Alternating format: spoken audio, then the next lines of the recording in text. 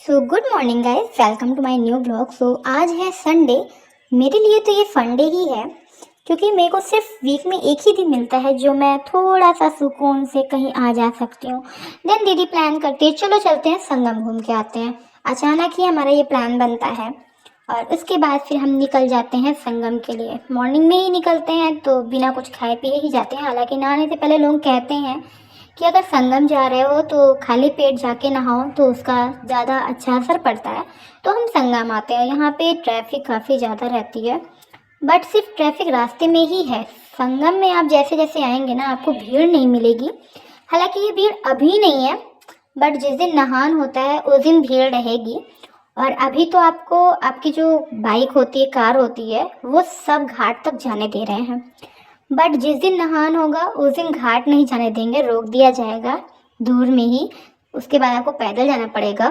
फिर हम लोग जैसे जैसे आते हैं हमें भीड़ दिखती नहीं है। सोचा था कि बहुत भीड़ होगी और भीड़ की वजह से हम नहीं आते थे, बट आज देखा तो भीड़ दिखी ही नहीं। फिर हम घाट के किनारे आते हैं और प्लान करते हैं चलो चलते हैं नाव में बैठते हैं। नाव में बैठना बहुत अच्छा लगता है और स्पेशली नाव में बैठ के हम लोग जा रहे थे संगम की दर्शन करने। लाइक बीच संगम होता है ना, तो सभी लोग जाते हैं। बाहर से जितने लोग आते हैं वो ज़्यादातर जाते हैं और नहाते भी है लोग बीच संगम में। बट हम लोग नहीं नहाए, हम लोग घाट किनारे ही नहाए थे, पर संगम की ही उसमें नहाए थे। उसके बाद फिर यहाँ छोटी सी प्यारी सी बच्ची रहती है जो बहुत तंग करती है पूरे रास्ते हम लोगों को, पर मज़ा आती है। फिर हम लोग यहाँ नहाते हैं नाव से आके।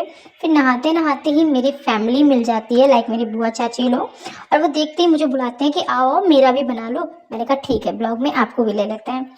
फिर हम लोग नहा धो के जाते हैं। यहाँ पे भंडारा होता है तो भंडारे का प्रसाद खाते हैं। और ये जो आपको दिख रहा है ये अभी प्रिपरेशन हो रही है। इसमें आपको 11,000 त्रिशूल से शिवलिंग बनेगी और समथिंग 50,000 या 5,000 शायद रुद्राक्ष की मालाएं भी हैं यहाँ पे।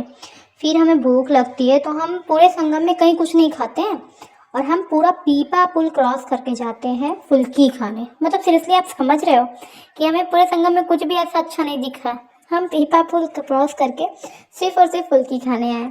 फिर मुझे चुरमुरा दिख जाता है, मतलब नमकीन वगैरह, तो मैं ये अपने लिए बनाती हूँ, खाते हैं। उसके बाद फिर हम लोग घर के लिए जाते हैं। फिर घर में रास्ते में जाते जाते हमें मेला दिखता है तो प्लान करते हैं कि चलते हैं मेला में। बट जब गए इतना महंगा महंगा था ना, हमने कहा भाई भागो यहाँ से, हमारे से नहीं हो पाएगा। जितना हम यहाँ पे झूला झूलेंगे उतने में हम घर पहुँच जाएंगे, कुछ खा पी लेंगे। फिर हम घर आते हैं और अपने ये छोटे छोटे बच्चों से मिलते हैं और ये गुस्से में पूछते हैं कहाँ गए थे।